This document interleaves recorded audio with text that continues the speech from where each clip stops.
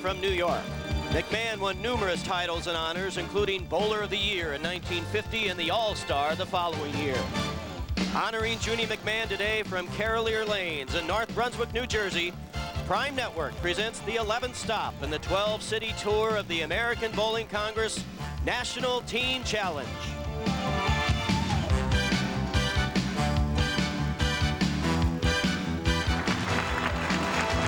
And a good, enthusiastic crowd here gathered today as we prepare to crown another champion and send that winner on to Reno, Nevada for the Grand Championship at the end of June. Hi, everybody, and welcome. My name is Bob Dolan, and alongside, of course, is the great Hall of Famer Earl Anthony. Another big field here this week, over 60 teams, and that is now the rule and not the exception, isn't it, Earl? It definitely is. As a matter of fact, our last stop here in the National Team Challenge is in Baltimore. We have 76 teams entered with 12 in the waiting list. So you can see it's become a great success. The bowlers really enjoy the format. Well, we started here with 60. Of course, now we have it down to the final 3, and we have a tremendous field gathered today. Maybe 3 of the strongest teams we've had, and it seems to get better every tournament, Bob. This particular week, in number 3 spot, the team from Connecticut, Kegler's Korner, very outstanding team led by Willie Willis, a former touring player and a Hall of Fame bowler in the Connecticut State Hall of Fame. And in our first match, they will take on the number 2 seed, the Pepsi team, and another very talented team there. Very talented team led by two members of the Team Canada. Warren Renix is won the singles in the Team USA qualifying. They've gone on to be a very strong young team, and I think they're a threat to win today. And then waiting for the winner in the championship game is our number 1 qualifying team, Team Columbia, and they put on quite a show here today. They are just unbelievable. This could be the best amateur team ever put together as far as I'm concerned. Now, that's just my opinion, but with the likes of Mike Lichstein, Patrick Allen, and of course Rudy Revs, this is going to be fun to watch. You're going to enjoy this match. It's going to be great. And those of you who do not know why they call him Rudy Revs, you'll find out very soon. Looks like he's got a motor on his bowling ball. Now, for those of you who are not familiar with the Baker system, Earl, could you please explain that for us? It's a very simple format. It's very easy to understand. There are 5 bowlers in each team. You'll see a number on the player's shirt. If he has a 1 and a 6, that means he bowls the 1st and 6th frame. If he has a 2 and a 7, he bowls the 7th, the 2nd and the 7th, and so on down the line. With the only bowler with more than 2 opportunities to bowl for his team being the anchor man, he'll bowl the 5th frame and, of course, all of the 10th. Well, we are expecting some very competitive and exciting matches today, and our first one is coming right up, the first semifinal match, and we're glad you're with us. Stay with us, please. We'll be right back.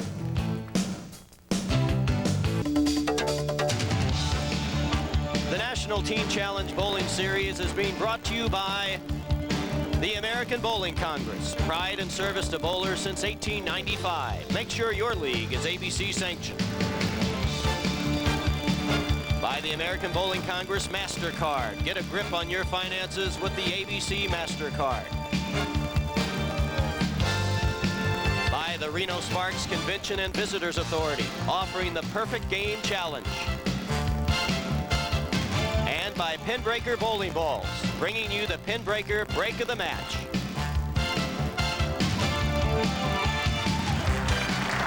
Bob Dolan and Earl Anthony with you from the Carolier Lanes in North Brunswick, New Jersey. Semi-final match ready to go. Number 3 seed Kegler's Korner against number 2 seed Pepsi Classic, and the first bowler up, Jim Strong.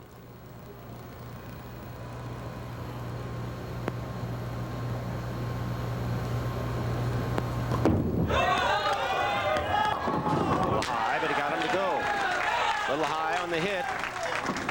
Well, it's nice to get that good break right out of the gate, Bob, and that's what Jimmy did there. That'll pump his team up a little bit. And what's kind of interesting about this, for you folks that may have never watched the National Team Challenge before, is watch the bowlers in the background on the same team. They're watching as their bowler plays. They'll watch how the ball reacts. Bowser right in the 1-3 pocket, and he answers with a strike for the Pepsi Classic team.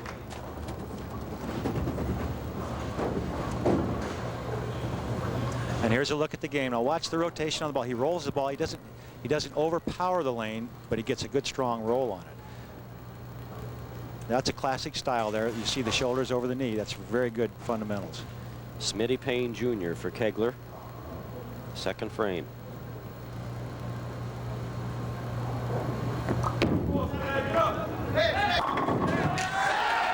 Nice reaction there, and we've had 3 strikes. And remember, Bob, there's $25,000 bonus for any team that bowls a 300 in the finals of the National Team Challenge. So both teams still alive. A long way to go, but you never know. Well, so much for the slow start that sometimes we see on first-time television. They've all come out right in the pocket. And now it's Tom Kretzler for the Pepsi Classic team, 26 years old.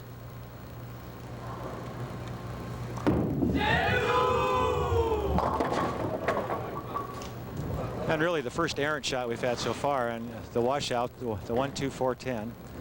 And he'll try to cross that over and get the one into the 10. Here's a look at his style.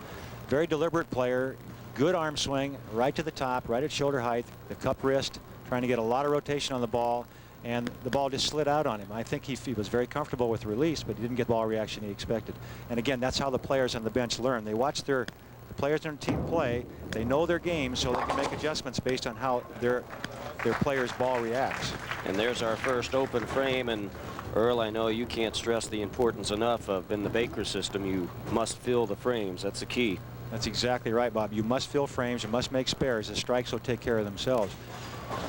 Today, the mentality of the bowlers today with the bowling balls that are available is they feel like they can strike forever. The Baker system kind of takes that away from you because you only get 2 chances to help your team. Bill Webb leaves the 10. Maybe. And you can hear his teammates and half the audience screaming for it to fall, but not quite enough time there. Because of that open, Kegler with an early 23-pin lead. Webb now to try to convert the 10-pin.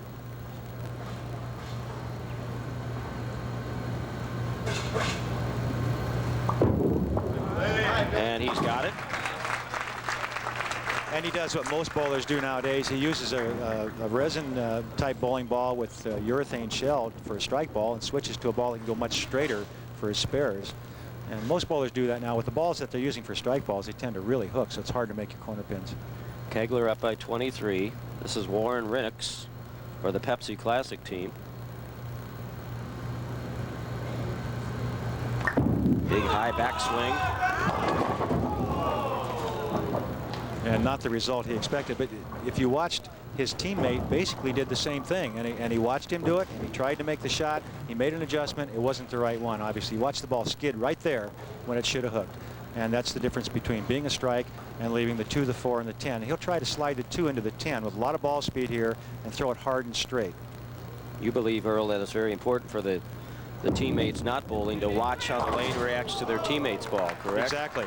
And not only that, but in the Baker system, as we mentioned, Bob, each player only can help his team twice during the game. This is a 2-game match, total pins. So the bowlers will bowl 1 complete game on, say, 35 for Kegler Korner and on 36 for Pepsi Challenge or Pepsi Classic.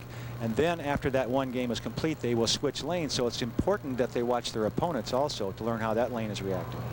Bob Dorlone, Kegler's corner. Gets the crossover. And this is a good idea of what it's like. Some of these bowlers, as you mentioned, Bob, their first time on television, tendency to be a little nervous. Now watch him stand up at the foul line here. The ball will get off a little bit early, a little bit of a lift up at the foul line, and it hooks early.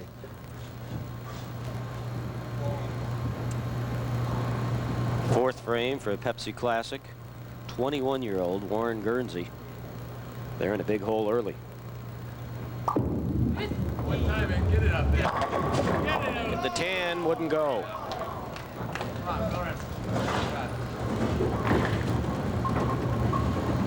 Gurney is a bowling center manager.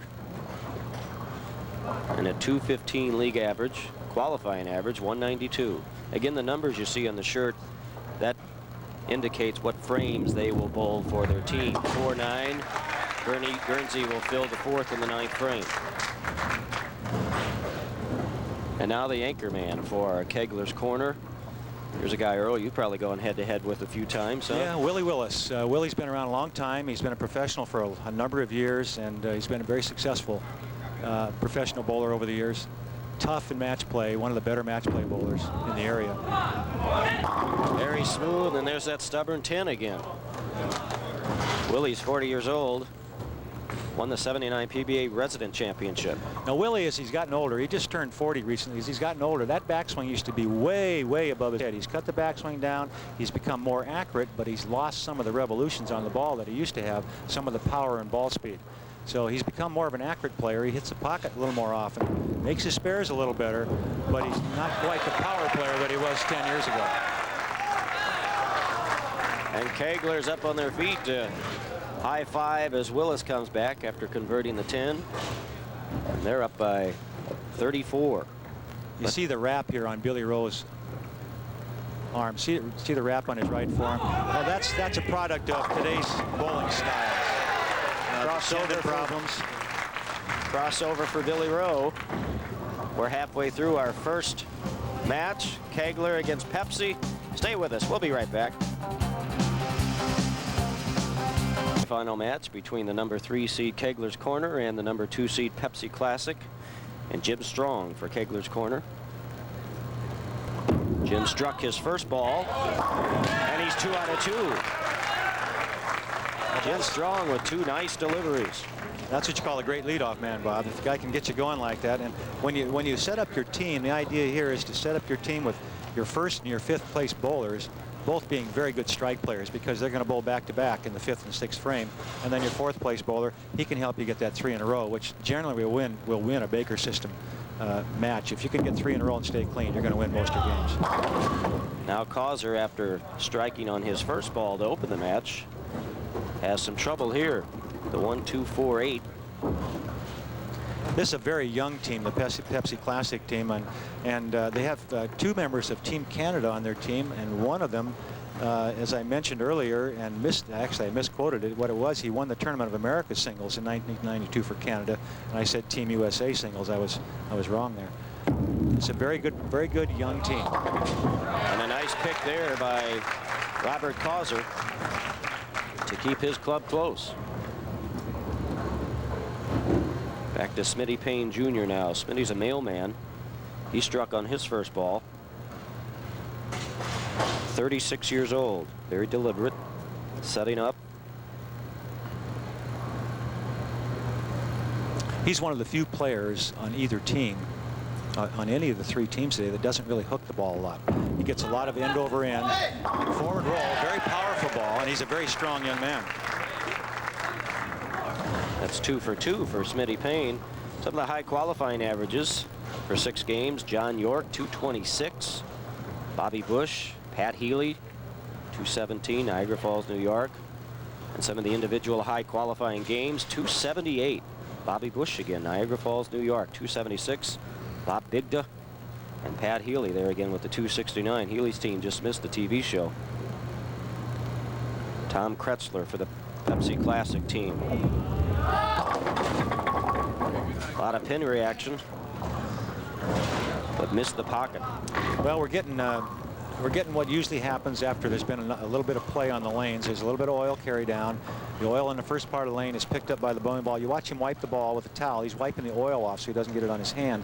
That oil will carry down the lane. As it carries down the lane, it changes how the ball reacts in the last 15 feet.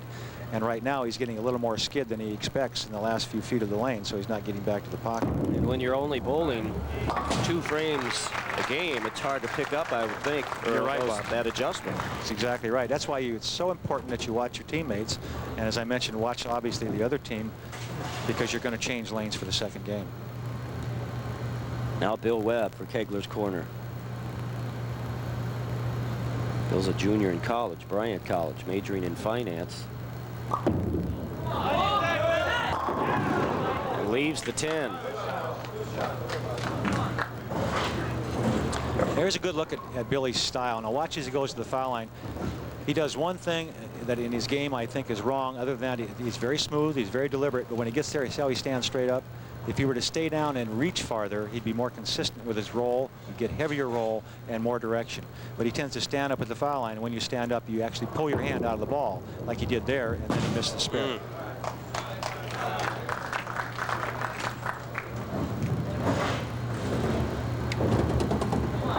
That hurts Kegler, but they still have a nice lead for Pepsi Classic now.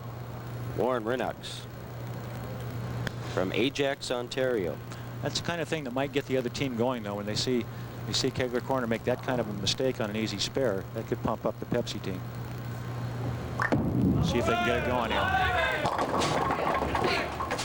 In this Baker, no lead is too big because you see open frames frequently. That's right. One mistake can really hurt the team. And actually, that was a very, very good shot there. And I think he was as surprised as I was that it didn't get back to the pocket. There is a lot of carry down on lane 36 here at Carolier lanes. As that oil carries down, it's more and more difficult to get the ball to finish in the pocket area. And if you try to make it finish, then it tends to go high on the head pin, so you have to be careful. Rennicks with the 2-7. Nice pick. All right, here's a look. Now watch the shot. He'll throw it hard and straight.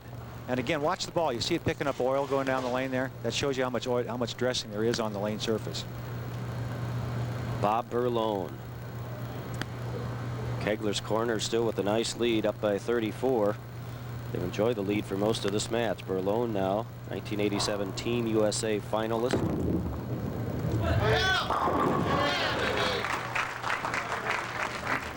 And Berlone is on his game.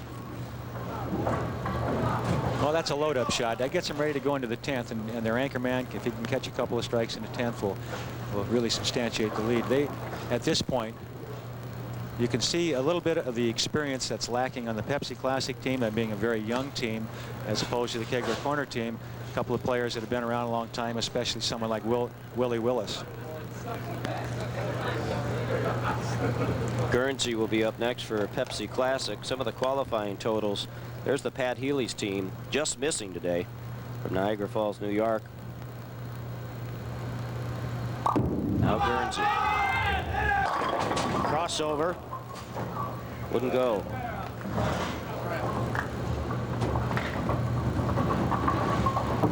So late in this first game of the semifinals, Kegler with a commanding lead.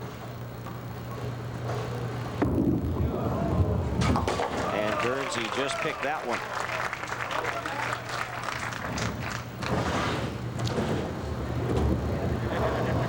And the anchor man for Kegler's Korner, Willie Willis.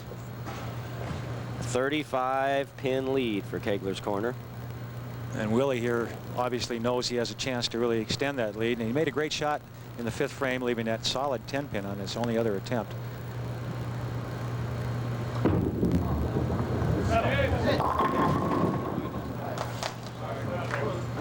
Very disappointed Willie Willis there. He knows that this is a 2-game match, as you all know, and the more pins you can get going into that second game, the better off you are. Is your best bowler, Earl, always your number 5 bowler, the 5-0? Well, in this situation that you're bowling the Baker system, that's where I would put him. Yeah, I'd put my best bowler 5th. In a normal team event, I would put my best bowler 4th. But in the Baker system, I want a good bowler in 4th, my best bowler 5th, and a very good bowler bowling leadoff, because they're going to bowl the 4th, 5th, and 6th frames in a row. Chance to get 3 strikes and really build up a solid foundation for the game.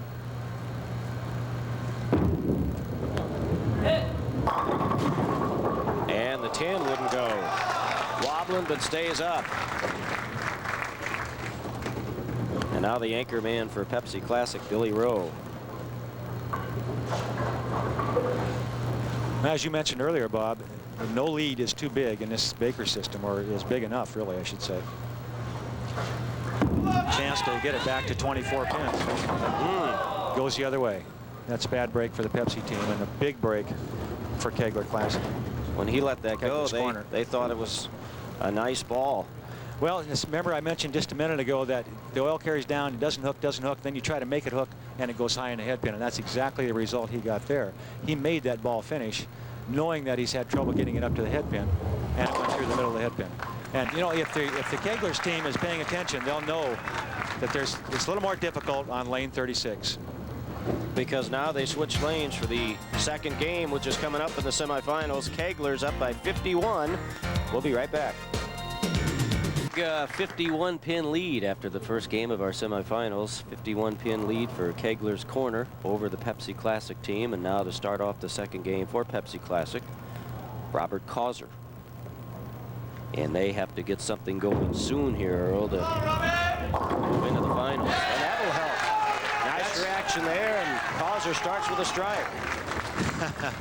And that's a good break for the Pepsi team. That'll pump them up a little bit. Here's a look at it. And watch the ball. It comes in behind the head pin. The head pin goes to the sideboard, comes back, kicks out the 2-pin. It's a nice little break to start. You need breaks like that. Jim Strong, leadoff man for Keglers. 29 years old. Right on the head pin, and they got trouble. And here you are. Here we are. We're making the switch now. Remember, this team bowled on lane 35 last game. They got a good ball reaction. They shot a good game. They had a chance to shoot a big game. Didn't get it. Now they have to switch over to lane 36, where the Pepsi Classic team had a lot of trouble bowling only 154. Maybe it's the lanes. Very possibly that lane 36 is much more difficult than lane 35. Interesting development as Pepsi strikes to open, and an open frame for Kegler. Some of the other qualifying totals: number 7, Carolier Lanes; Couple Love Kennels, number 8, Windsor Center Liquors, number 9, and the Paris 5 team in the top 10. And a Hall of Famer bowling on the Carolier Lanes team, Mark Roth. Yeah, we had some great bowlers here. We had Mark Roth, Parker Bone. Yeah. Some great talent here this week. Dennis Jakes. Indication of what kind of people made our show, because their teams did not make it. Kretzler. 10 wouldn't go. Well, right now, if they're thinking, and I'm sure they are, even though they're a very young team, I mentioned the average age of the Pepsi team. I didn't mention the age, but they're very young, less than 23 per man as far as age is concerned. So that's not a lot of bowling experience. But if they're thinking they're going to make their spares fill the frames, knowing that lane 36 is a little more difficult, and maybe, just maybe, Kegler will come back to them in the pro shop. Need to convert all of these, and Kretzler picks it up. And they've trimmed the lead down to 40 now. 205-154 was the final score in that first game. Smitty Payne Jr. for Kegler's Corner. Smitty's a mailman. You know, talking about good bowlers, our statistician right here, Bob Perry, was a pretty fair bowler. Bowled on the Pro Tour for a number of years. He competed here this week. His club, his team, Eileen Snack, finished 29. Smitty Payne. That'll help. Big boost there for Keglers after the open frame in the first, and Smitty Payne comes right back with the strike. And there's a benefit, if you want to call it that, of being able to throw the ball hard and fairly straight. You don't cross as many boards, you don't get in as much trouble. As you watch, all the other players tend to want to hook the ball a lot.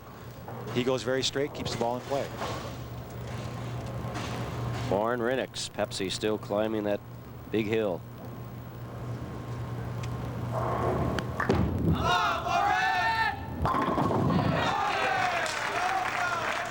And on this lane 35, the Pepsi Classic team is lining it up well.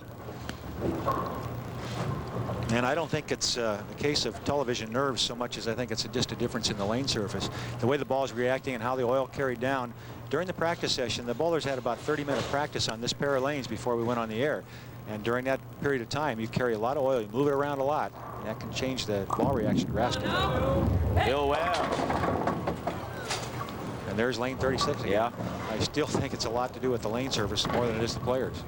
All right, this is a tough spare, obviously. This is the 6, 7, 10, and he will switch balls, go to a ball, doesn't hook nearly as much, go cross lane with a lot of ball speed, try to slide the 6 into the 7, the ball will take out the 10.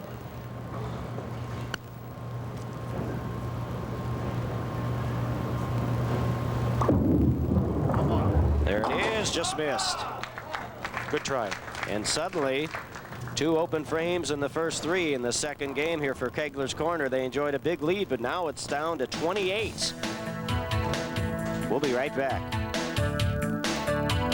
Grew again for Kegler's Corner. Warren Guernsey of the Pepsi Classic team left the 2-10 and picked up the 2, an open frame, and then Bob Berlone came back and struck for Kegler's Corner, so they have a nice lead again. And this 5th frame is Billy Rowe, and there it goes. Took a while, but the 10 fell. And Billy almost gave up on that when he kind of turned his back on it. You never turn your back on the pins. Here's a good look at it. Now watch the pin action. Watch the ball come in behind the head pin. The head pin goes to the wall. That's the number 1 pin, comes all the way across the lane. Billy's got his back turned right now. Turns back around when he hears the crowd scream, and down goes the 10 pin. Can't blame him for turning his back on that one. Here's the man that has to make the good shots for Kegler Corner to stay up where they're at, because he's the heart and soul of this team. And he got the same lane reaction that Pepsi's team did on this lane. The ball he thought would get there, didn't quite finish in the pocket area. This lane a little more difficult. It's almost like there's a little oil outside the target, but if you go a little straighter, it wants to hook up high on the head pin. The lead is now 40 as Willis looks at the 2-pin. Willis came back after that one, Earl, shaking his head in disgust. He can't figure out lane 36. Careful. That's disaster there. Now that's the kind of mistake that not only costs your team on the scoreboard, but it costs you mentally as well. You're sitting on the bench. There's 4 other guys on that team that are sitting there saying, Willie never misses a 1-pin spare, and all of a sudden he did. And Pepsi right now is pumped. They're ready to go. They're on a strike. Chance to cut into that big lead even farther. Back to Robert Causer, the leadoff man. Pepsi Classic not out of this yet. They were down by 51 after the first. Causer. 7-pin. You can see the tension in the players' faces. That was a good shot of the Pepsi Classic team sitting on the bench, and not a smile in the bunch. They're all sitting there that look like, come on, let's give us a break. They know they're still in it. Yep, one break might do it for them. Could turn the match around completely.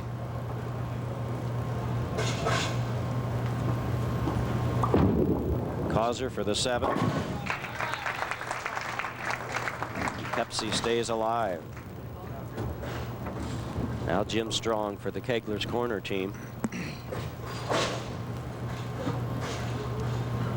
If it should happen that Kegler Korner, and I'm not trying to jinx anybody, but if they should happen to lose this match, Willie Willis, his teammates won't blame him, but he'll look back at that 1-pin spare and he'll say that's what did it to us. A Brooklyn hit for Jim Strong. And I think you've hit the nail right on the head, Earl. It's the lane. This lane is very difficult. Here's a look at this style. Very good player here, very good fundamentals. A straight arm, a good solid backswing. Cups a wrist at the bottom. Look at the form, a good balance. This lane, this particular lane has become very difficult for all the players. What's going to be interesting is whoever wins this match is going to go against a very strong Columbia team from San Antonio. That team is, their 2 leadoff players are both left-handed and both throw the ball fairly hard and with a lot of revolutions on it. It'd be interesting to see if the left side is better than the right side on lane 36. That could be the difference in the championship.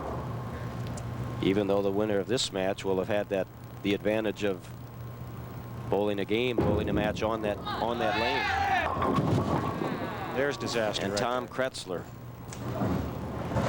Whatever chance they had for a comeback may have just gone with that shot. There's the big 5, grandma's teeth. There's a lot of things they call this particular one. Most of them are good. Most of them aren't that kind. There is an opportunity to pick this up. The easiest way, and probably the most successful, is to actually shoot at the 4-7 and slide the 4 across. But most people, like Kretzler just did, will go for the 3. Yep. And he picked up the 3, but a critical open there in the 7th frame here for the Pepsi Classic team. And Kegler's Korner now with the big lead again late in the match. We'll be right back. Anthony back at Carolier Lanes, and while we were away, Smitty Payne Jr. of the Kegler team, a strike in the 7th. And Warren Rennicks from the Pepsi Classic Club in the 8th frame left the 10-pin, picked up the spare, but the lead is now 45, and Kegler's Korner very close to advancing to the championship match. This is Bill Webb for Kegler's Korner, and he knew that, and his teammates knew that as soon as he let it go. Could hear them in the background. Now, but still a safe lead for this club. Yeah, well, it's not safe. I have to argue with you, Bob. It's not safe. This particular spare not easy. If he were to open here, the Pepsi Classic can still punch this game out for a 191 score, which isn't a bad score. And there's still 2 full frames to bowl after this one for Kegler Korner, so a lot can happen. And this spare, this is the bucket, the 2, 4, 5, and the 8. A lot of ways to miss it, a lot of ways to make it. And he found a way to miss it. That's one of the ways to miss it, unfortunately, for Kegler's Korner. Chuck Pisano, ABC Hall of Famer, on hand today. He's in about every bowling Hall of Fame around here, I think there is. Chuck's been around a long time. He's done a lot of good things for professional bowling and, of course, for amateur bowling as well. Well, you're right, Earl. That open frame, and the lead is quickly down to 26. Warren Guernsey. Big strike for the Pepsi Classic team in the 9th. And just like that, they're right back in it. And put some heat on Bob Berlone here for the Kegler's Corner Club. These last few balls. Now remember, everybody on lane 36 has had a problem getting the ball to finish, getting it to hook into the pocket area. This young man can really turn it up, and the tendency is to turn it early and maybe have the ball go through the middle of the head pin again and get that big split. We don't want to see that happen, but it's a tendency to do that when the lane isn't finishing. You try to force it to finish. Berlone, big shot in the ninth. Got it to go. Great shot. Big shot by Berlone. And he sets up their key player, Willie Willis, the 10th. There's old Wes Bogle. He used to be the president of the American Bowling Congress and a bowling writer forever, I think. He's almost as old as me. The lead is now 26 as we head into the 10th frame. Billy Rowe for the Pepsi Classic team. And this is a must strike for Billy and the team. Must strike here.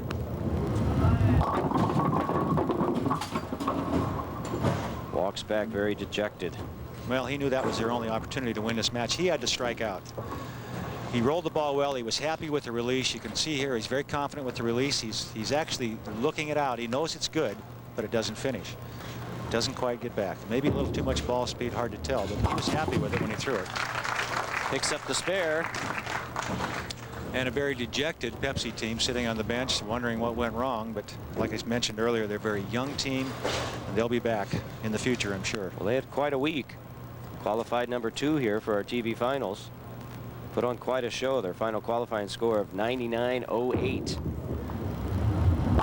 And Rowe finishes.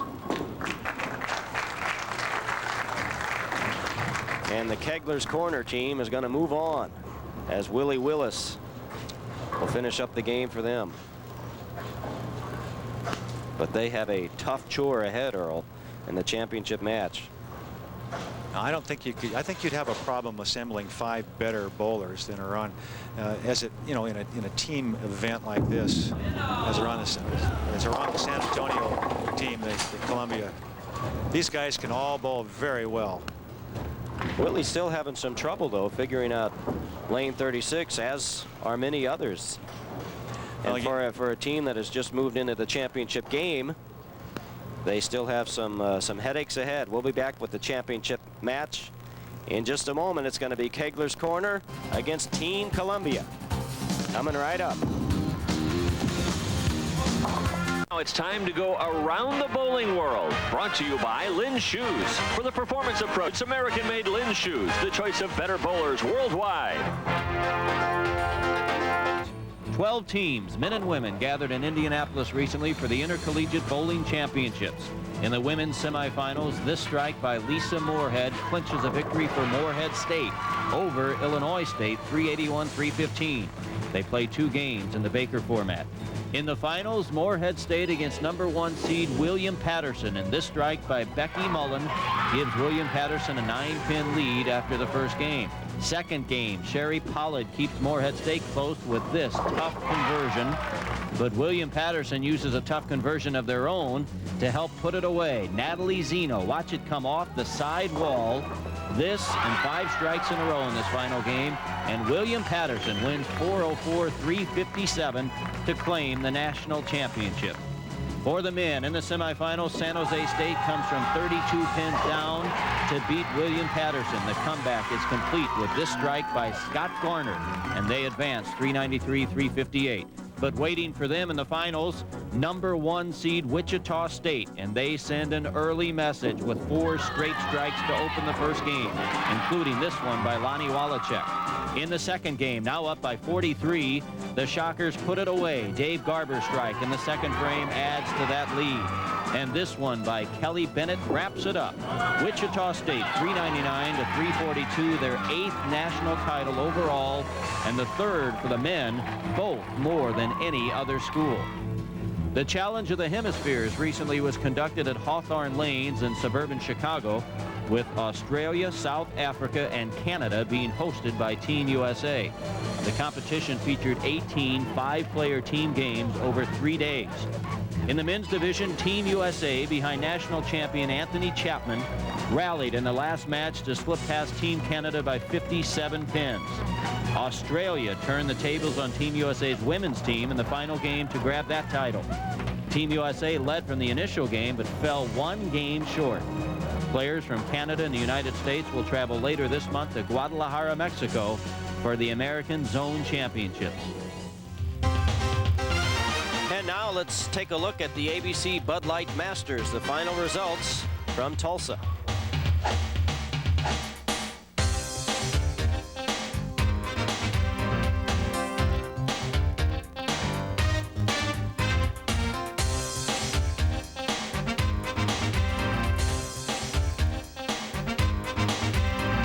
With the championship match, Kegler's Korner against the #1 seed Team Columbia. Right after this, the match, and it happened in the first game after the Pepsi team had just opened twice, and Bob Berlow and Earl got up for the Kegler club. And this got his team going. This really is a pin breaker break of the match, because he got a big break here as the ball looks like it's going to go high in head pin, but crosses to carry the crossover hit. Pumped his team up, got him going mentally and physically. Well, that's the good news for the Kegler's Korner club, and now they get to take on the #1 seed Team Columbia, and they put on quite a show here this week. Final qualifying score of 10-169, and their leadoff man Mike Lickstein, the left-hander. Earl, you love this club. Well, this is a very strong team. It'd be hard to come up with a stronger team unless you took 5 professionals. These guys can really bowl. And they actually all pretty much bowl for a living anyway, even though they're not card-carrying members of the PBA. Mike Lickstein, a very talented left-hander. His father was a touring player on the PBA Tour and won a PBA title. And here's Mike, a very unique style. Watch him creep to the foul line. He sneaks up on the foul line, but watch the revolutions, a tremendous wrist that he gets through the ball, and that's what makes it hit like that. Jim Strong tries to answer. Something that kind of surprises me here, you know, Team Columbia, they led this thing, they dominated. I mean, they really dominated this thing all the way through. They made it look easy. And then they sat over here and they watched the previous match where Kegler Korner had trouble on lane 36. And what they did is they decided to let Kegler Korner start on that lane and finish on the easy lane. I would have done it the other way. Now Team Columbia has to finish on lane 36, which is proven to be the tougher of the 2 lanes. Strategy-wise, it may not make a difference. The lanes could change, but it looks to me like lane 36 is definitely more difficult, and I wouldn't want to finish on that lane and going for the championship. Despite the fact that you may be building up a lead here on 35, you would still go with 36 to start? I want to have the easier lane to finish on if I can so produce that, and they have that choice. Patrick Allen, 7 pin.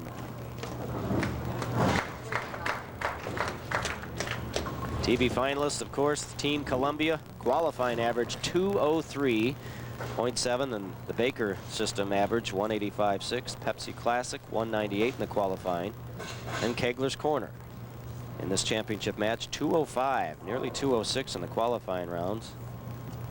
And the match play records: Team Columbia 7-2, Pepsi Classic 7-2, Kegler's Korner 6-3. High game, Team Columbia. And Patrick Allen picks up the 7. Patrick Allen is really on a roll. Just last weekend, he finished 2nd in the ABC Bud Light Masters in Tulsa, Oklahoma, and I was fortunate enough to watch him bowl there and was very impressed with his ability. He's an up-and-coming young player, only like 22 years old, and very talented, and bowling with some very talented and mentally strong players on his team. They'll teach him a lot as time goes on. He is the young man on that club. Smitty Payne Jr. now, 36 years old for Kegler's Korner.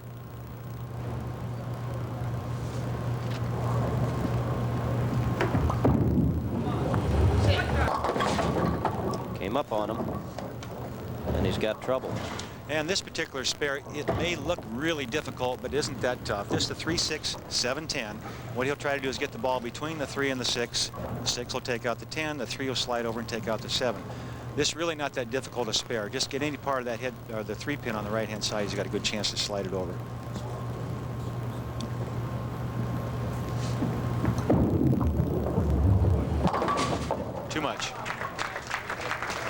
lane 36 jumping up there again, Bob. A key open early on for Keglers in the second frame, and gives Team Columbia an early 15-pin lead as we look at Gary Schultes.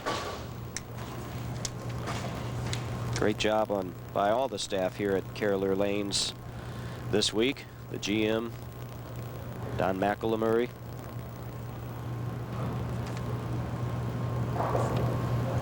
Gary Schultes for Team Columbia. They got a break with that one.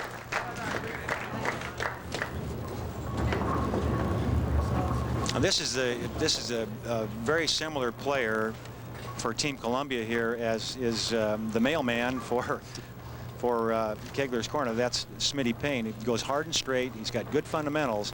Doesn't cross a lot of boards, so he generally stays out of trouble. He's the kind of guy you want up near the top of your lineup to keep your team getting marks. And he picks up the 6, and Team Columbia stays in front, up by 14 early on in this first game of the championship match. 2 games, total pins. Bill Webb for Kegler's Korner.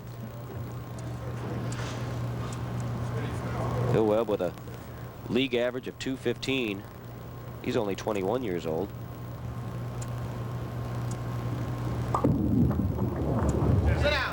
Yeah, he'll like that one. That was the best shot anybody's made in that lane in a long time. There's a good look at it. Look at the forward roll. That's what keeps the ball on line. Instead of the side spin, it's a forward roll. We're through 3 frames in the championship match. We'll be right back.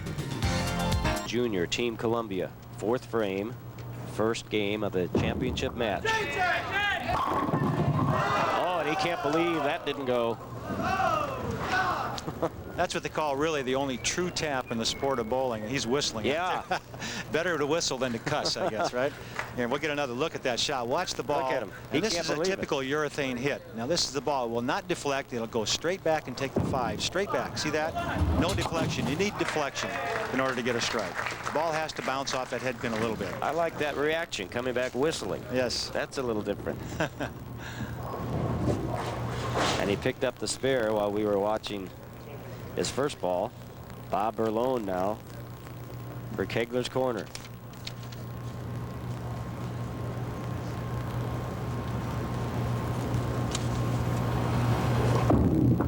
He's made an adjustment on the lane. He's moved in deeper and right back. Unbelievable solid 9. Now that's now that is a disappointment. Back to back for 1 for each team. But what a great adjustment he made here. Now the lane condition is very tough on lane 36. He's clear over by the ball return, almost sliding his left foot in the left channel, playing inside the 4th arrow. What a great shot, but no deflection again. The ball actually went in front of the 9. I'm surprised he's not whistling after that. As big as he is, I wouldn't want him mad at me. I tell you, he's a big boy. Whoops, I thought he missed it for a minute. He got it. They're staying close with the #1 seed. And here's your first look. Here you go. At Rudy Revs. Rudy Kazamakis is his real name, but they call him Rudy Revs, and you're going to find out why right now. No need to talk about this. Just watch. This guy is fun to watch.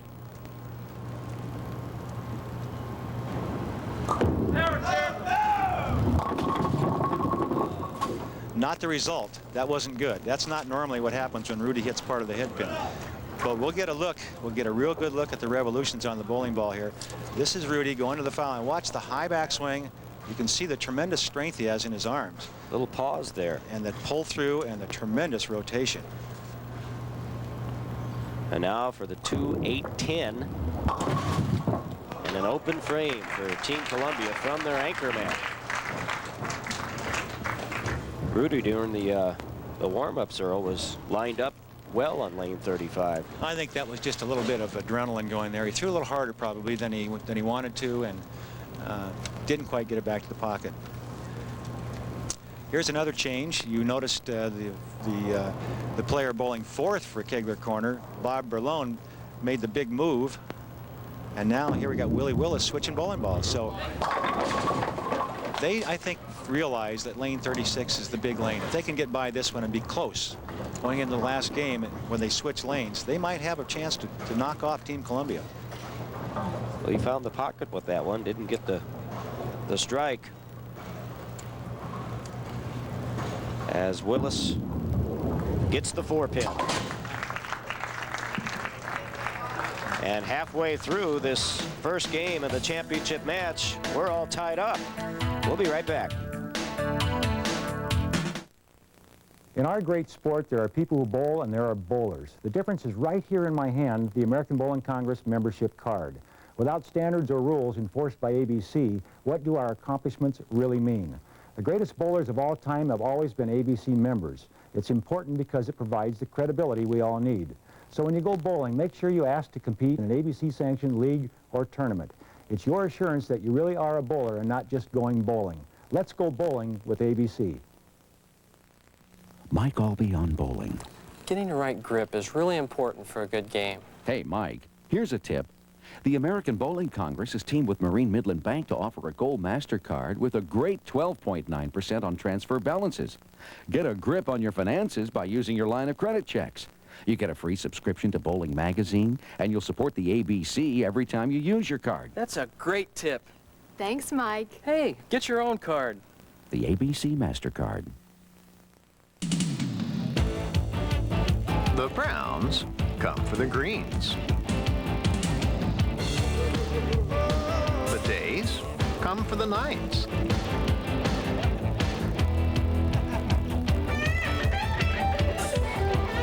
And the winners come for the aces, of course.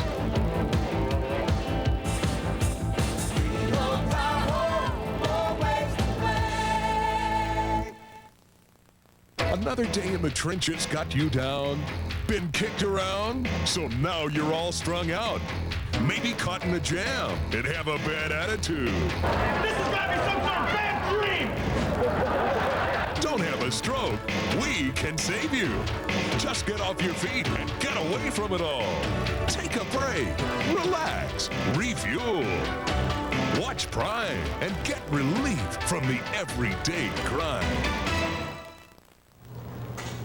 While we were away, Kegler's Korner has taken a 10-pin lead with a couple of strikes by Jim Strong in the 6th and then Smitty Payne Jr. in the 7th.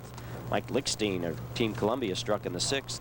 Patrick Allen a spare in the 7th. And now in the 8th, Gary Schultes, Team Columbia, down by 10. Big strike from Schultes.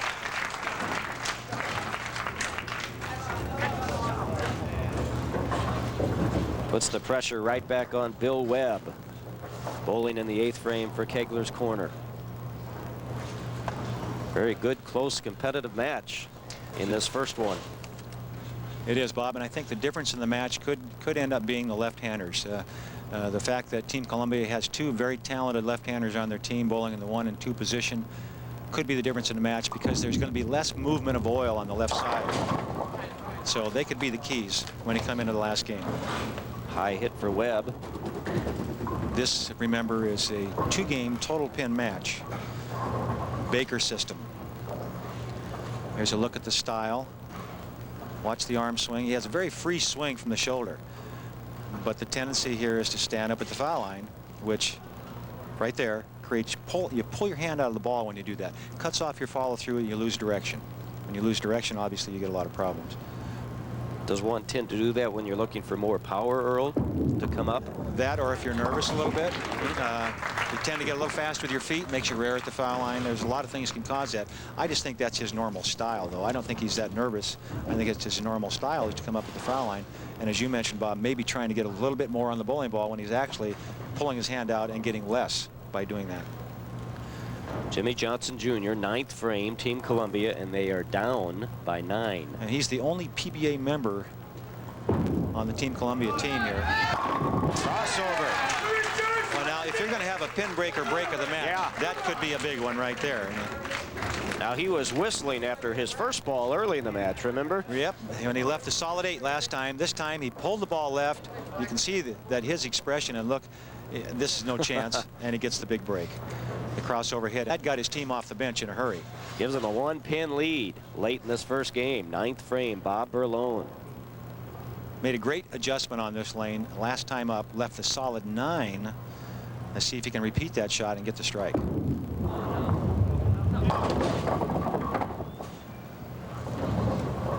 Well, he tried, but he got it way wide of his target area, and when he released it, he knew it didn't have a chance.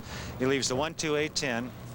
And again, here's a look at that shot again. Watch the ball gets out into that skid area. That's no man's land out there. Nobody gets it back from there except maybe Rudy Revs. He's about the only guy on the planet who can get it back from there.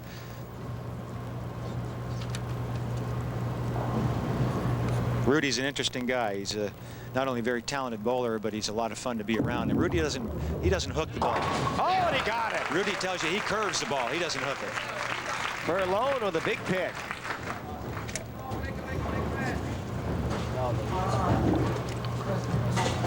There's Chet Galgansky, Earl, and you talk often about the importance of filling the frames in the Baker. Well, there's two things there. Now, he had an all-spare game in the qualifying rounds, and I'll tell you what, nowadays it's awful hard with the bowling balls that are available to get an all-spare game.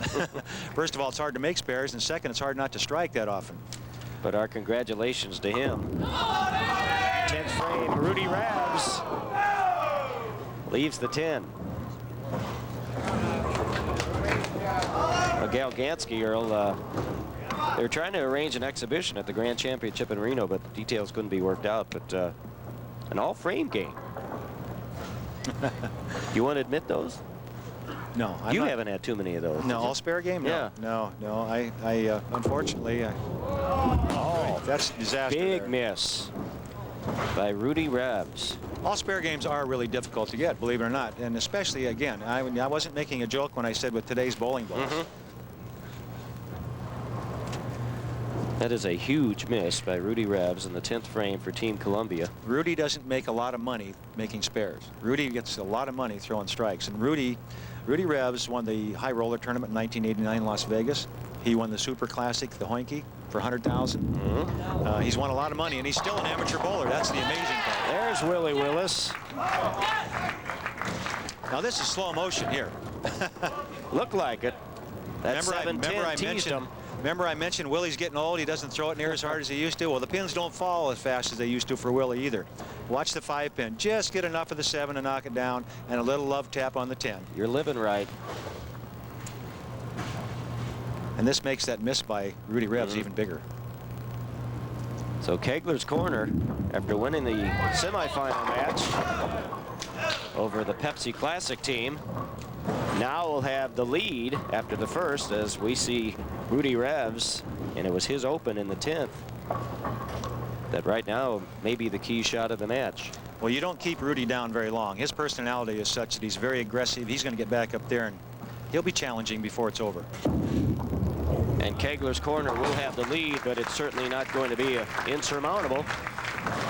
We're after the first game in this championship match, and Kegler's Korner up by 8, 189-181. We'll be right back with the final game. Game of this championship match. Team Columbia losing the first game to Kegler's Korner, 189-181, as we open the second game with Jim Strong. Jimmy's had a few breaks already, and that's another one right there to get his team going. And again, get your team up off the bench in a hurry when you carry that 2-pin forward. Here's another look at it. The ball being wide of the pocket. He doesn't think it has a chance to get back. The head pin goes to the wall, comes back out, and here comes the 2-pin forward. How about that, folks? Now Team Columbia, of course, they've switched lanes, so now Team Columbia on the difficult lane 36 in this final game. Mike Lickstein. He's 2 for 2 so far today. 2 strikes in that opening game. What do you think, Bill? Make it 3 for 3. And look at him at the foul line. Pumping his fist. And I'll tell you what that's for. It's not for him. It's for his teammates. He wants to get them pumped. He wants to get them up. They were a little down in the mouth. You saw Rudy Revs sitting on the bench over there looking down at the floor. This is to get his team pumped. He wants to get off that bench, you guys. Let's get into this thing.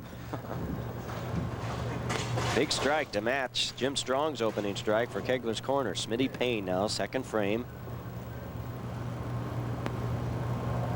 Well, after 6 full games of bowling qualifying, 18 match play Baker system games, we're down to 1 game with an 8-pin difference. The 4-pin for Smitty Payne Jr. A very good, close, exciting championship match. $6,000 to the winning team, and of course a trip to Reno for the Grand Championship.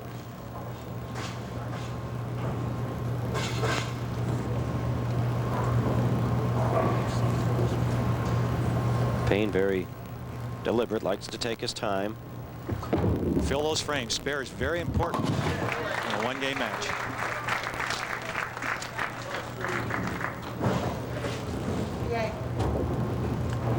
Tom Chichalis, ABC Vice President, on hand today. We're lucky we have a lot of dignitaries in the audience today, and everybody seems to really like the Baker format. It's a great challenge. I talked to the bowlers. They love it. This is the young man that finished second. Patrick Allen finished second ABC Bud Light Masters just last weekend. This kid has a great future. He's got a lot of talent. And the solid 7-pin. You were in Tulsa to see him at the Masters, right, Earl? I was there. I saw him. I watched him bowl the whole thing, and he's, like I mentioned, he's very talented. He's very good in the clutch. He kind of resembles Mike Lichtenstein, you know, the style getting to the foul line. They both put a lot on the bowling ball, and then they get up there sideways. They sneak up on the pins. He's a good spare shooter. I don't expect him to have any problem with the 7-pin. He'll go cross lane. Pretty good ball speed here.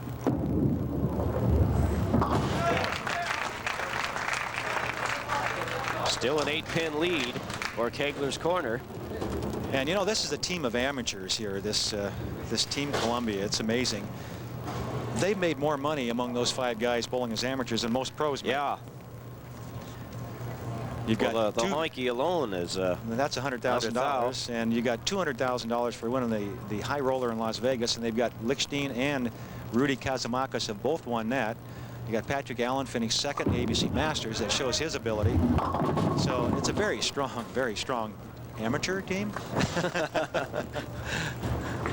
Bill Webb with some trouble here for Kegler's Korner. Well, this again is the young man that likes to stand up at the foul line, and if he misses, he's going to miss left. It's going to happen because he's going to pull his hand out of the ball, set it down early, and it's going to roll early. He can throw it hard enough. He could slide this over. He's going to give it a good try.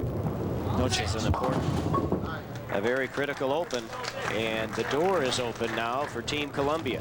An open frame in the third for Kegler's Korner, and suddenly Team Columbia, is in the lead. Well, they also, you know, this team, I keep saying how strong they are. And to give you an idea, this team with Mike Lichtenstein and Jimmy Johnson, of course, and Rudy Kazamakis, those 3 guys are on the team called Bowler's Tape that finished third in this event, the National Team Challenge in Pittsburgh in October. So they've been here before. They know what it's like in front of the cameras.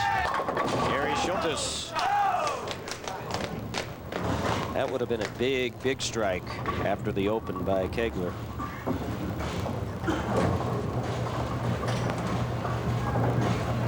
Here's a good look at the style of Gary Schultes. Now, watch him. He's a very deliberate player, very slow feet. Good, solid form to the foul line. A little bit high in the backswing, but look at the balance. Perfect balance. Shoulders over the knee. That's the position you want to be in when you get to the foul line. You can't be in that position if you crank the ball, but you can be in that position if you make good, solid shots. New leader, Team Columbia, up by 5 after 3 frames of the second and final game in the championship match. Well, we're getting into the crunch frames, what I call the crunch frames. That's the 4th, 5th, and 6th frames. This is where you can turn a match around. You've got your 4th, your 5th, and your number 1 bowler right in a row, and they're the guys that can give you the three-bagger to get your team going good. That's the strategy of the order of the lineup, as you described earlier. You want 4, 5, and 1, and this is Bob Berlone, the number 4 bowler. And that hurts. Kegler's Korner. That hurts because this is the opportunity where I feel if you're going to get a string of strikes, this is where it starts. Your number 4 player, he gets one. Your anchor man, he gets the next one, and your leadoff bowler gets the next one. And that really makes you puts you in good position to go into the last 3 or 4 frames. They're having a bit more trouble than you anticipated on lane 35 here, Earl. You're right. I expected them. Whoops, that's a disaster. That must have just slipped out or something. He's looking at his thumb like he had a little problem, like it either hung up or fell off or whatever. I didn't see what happened, but and he's still looking at it. It's a shocker. And now Jim Johnson for Team Columbia, trying to take advantage. A 16-pin lead right now, and Johnson trying to add to it after that open. Can't get 10 the pin 10 out. pin. Jimmy Johnson, probably the best spare shooter on the team. I don't expect he'll have any problem with the 10 pin. He'll go cross lane. He'll switch bowling balls. Little ball goes a little straighter. Good ball speed here, and the idea is to hit it. You don't have to roll it good, just hit it.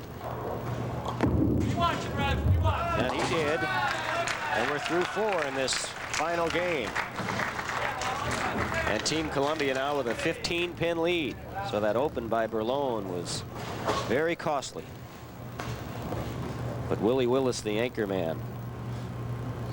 Willie, again, he has switched bowling balls to this bright red. That thing will glow in the dark, I think. And looks like he got a better that at ball 3 reaction. Mile Island. Yeah. Oh, boy. Look out. Well, he just missed the 7-10 on his last ball. Exactly, Bob. In the 10th frame of the first game of this match, he left the 7-10 standing briefly, and they fell out. This time, the 5-pin doesn't get over to the 7. He doesn't get the love tap out of the channel on the 10-pin. See the pin laying in the channel? The 5-pin gets behind the 7. Not enough to carry. And he picks up the 10. But that's 2 consecutive open frames now for Kegler's Korner midway through this final game. And now Rudy Rebs. A difficult first game for Rudy.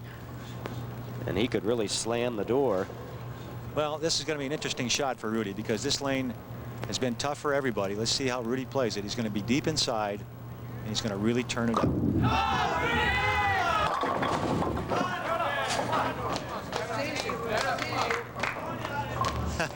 Rudy's a little confused right now, and it's understandably so because everybody has been confused on lane 36.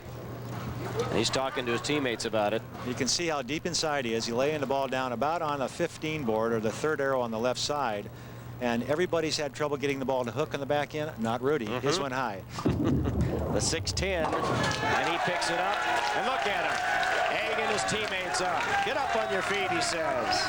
Team Columbia has taken charge. They're up by 24 in this championship match. We'll be right back. Wayne Gretzky and Korner's hanging in there. This is Jim Strong in the 6th frame with a solid strike. Mike Lickstein then for Team Columbia in his 6th frame. Team Columbia, of course, with the lead as we left. Lickstein, though, answered with a strike of his own, and then coming back for Kegler's Korner, Smitty Payne Jr., 7th frame. And now we're back to Patrick Allen, 7th frame. And Team Columbia up by 14 as Allen prepares to roll. Still a very tight match. Allen only 22 years old. He got it. He got it. And they're all off their feet. There's no doubt who will win the Enthusiasm Award today. Well, is there any doubt that the Baker system is a successful team event? Now look at this. He carries the hit. His reaction, he's sky high. He's going to go ballistic right here. The team's off the bench. You think they don't get into this, ladies and gentlemen? Try the Baker system. You'll feel the same way. This is a great format. It's a lot of fun. Now Bill Webb needing to answer for Kegler's Korner.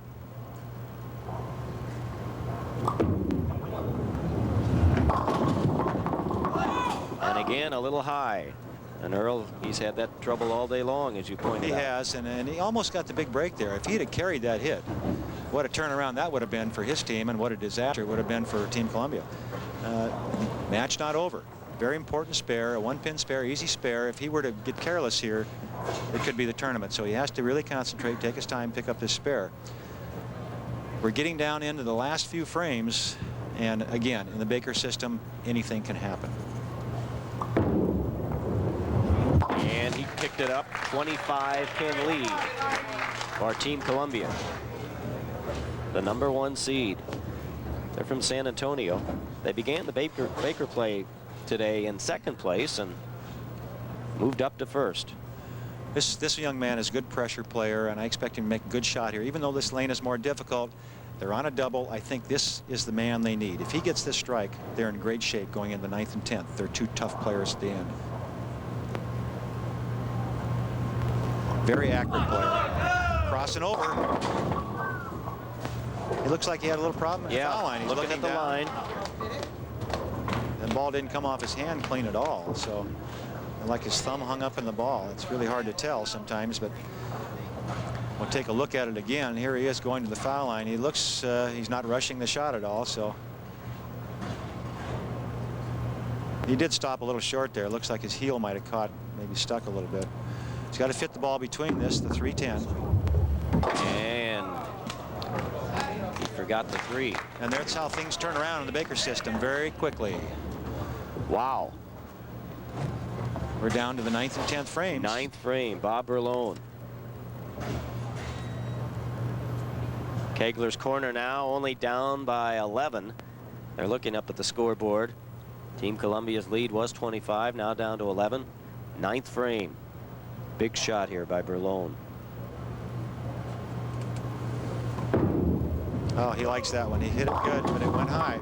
The players, look, you can see his reaction there. Was you couldn't see it on the screen, but his reaction was, what happened? I threw that the way I wanted to. I just don't understand the ball reaction I'm getting. Well, that's as the oil moves around, and that again is these reactive balls they're throwing that overreact to the lane surface. Here's another look at it. He was happy with his shot. And then look how it jumped on the end. You see the ball snap on the end, and that's the surface of the bowling ball, and of course the dressing on the lanes. Well, these are tough lane conditions. Have you tough but fair. They're very fair, and I think the American Bowling Congress has done a wonderful job of setting up the type of lane condition that keeps it competitive for all the teams. You come here with a good, strong team, think you got a team that can win this thing, get out here, because this is very competitive. Nobody's going to run away with it. You're going to have a chance if you've got a good team to win this tournament. Team Columbia up by 13 now. 9th frame, Jimmy Johnson.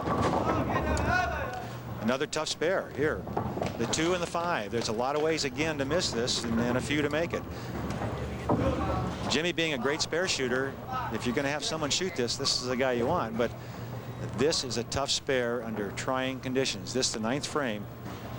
If he were to miss this, oh boy. Excellent shot. What a great shot. He looks calm and cool, doesn't he?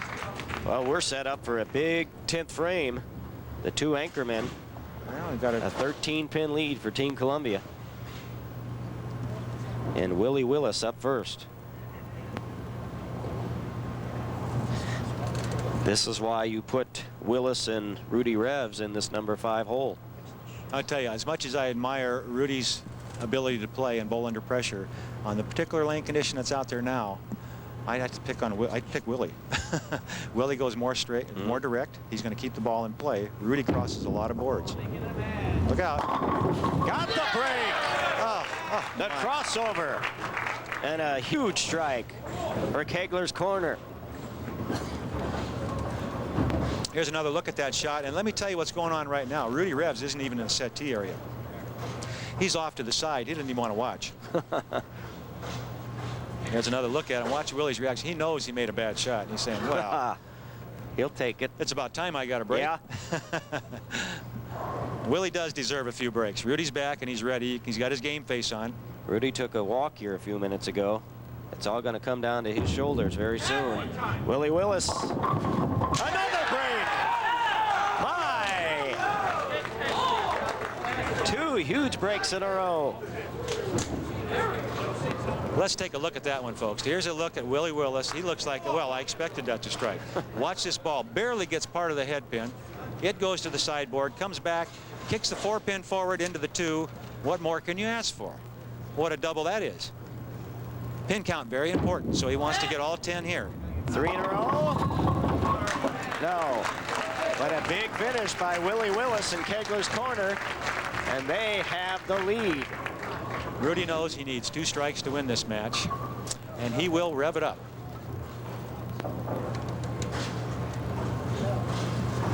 All comes down to this man, 28-year-old Rudy Revs. Needs this one. Got it. There's one.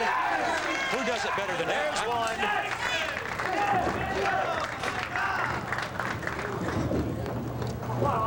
All right, now watch the rotation on this bowling ball, folks. Look at that. That's throwing splinters up. He rips that rack. Head pin goes to the wall, comes back, and kicks out the 10. There's Rudy's reaction, and his team's up off the bench. Play.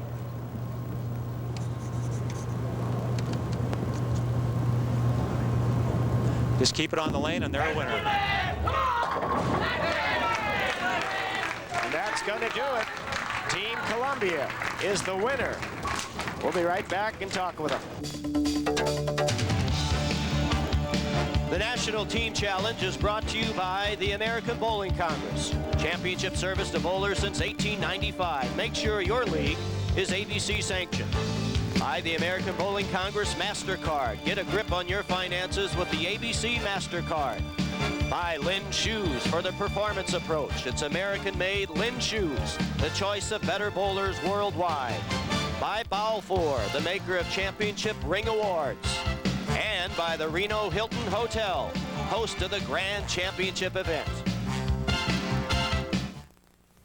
I'm in league with America thanks to the ABC. As members of the American Bowling Congress, these men receive valuable benefits.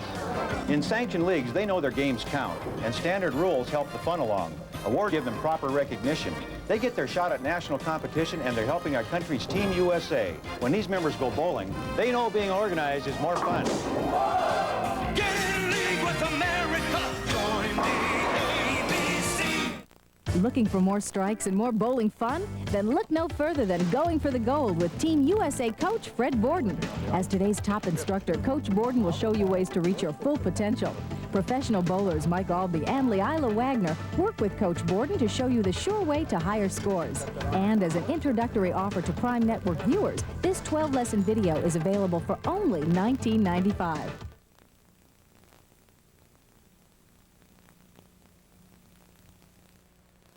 Get fired up. Get hot, get hot. Yeah, it's a heat wave, and it's all the rage.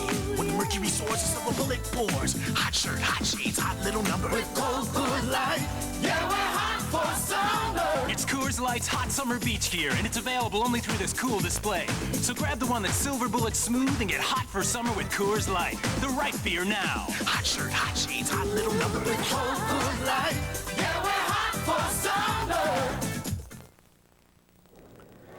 The pin breaker break of the match in Game 2, the 7th frame for Patrick Allen of Team Columbia. And this strike by Patrick Allen in the 7th frame takes some pressure off. Rudy Revs in the 10th gives him a lead of 11. And Team Columbia goes on to win by 4, 373-369 in the 2 games. And here are your winners, Team Columbia, and they are going to Reno for the Grand Championship at the end of June. A great, exciting match here today. Team Columbia, of course, the winner. This is Mike Lickstein. Mike was 4 for 4 today. 4 balls, 4 strikes. Tremendous day. And I know, Mike, you have a special dedication. Yeah, I'd like to take the time to dedicate this victory to my mother, Ann, who passed away in January of this year. She's a big reason why I got here today. Also, thanks to our sponsor from San Antonio, Texas, Columbia 300. Dave Smart, John Jowdy, everybody, and also hello to my fiancée, Patty. Very nice, Mike. Congratulations to you and all the team. Some wonderful gifts here presented by Tom DeShalis and Don McElmurray. Some great gifts and a great match. Thank you all for your support. For Earl Anthony, I'm Bob Dolan. So long, everybody.